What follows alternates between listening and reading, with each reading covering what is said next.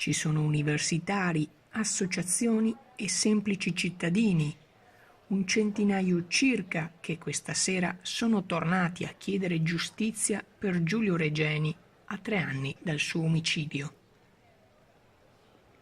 Il ricercatore italiano, sparito dal Cairo il 25 gennaio 2016 e ritrovato morto pochi giorni dopo, il 3 febbraio, non ha ancora ricevuto giustizia.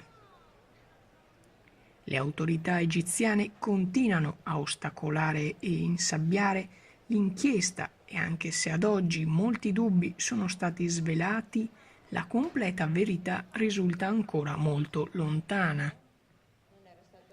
Anche in Piazza delle Erbe, come in centinaia di altre piazze italiane, si è tenuta una fiaccolata con un minuto di silenzio alle 19:41, orario in cui Giulio scrisse l'ultimo SMS. L'auspicio, anche alla luce delle dichiarazioni del presidente della Camera Fico, è che le indagini prendano un nuovo impulso per dare risposte e giustizia ad una morte così insensata e barbara. Sfishamar Channel News, Padova.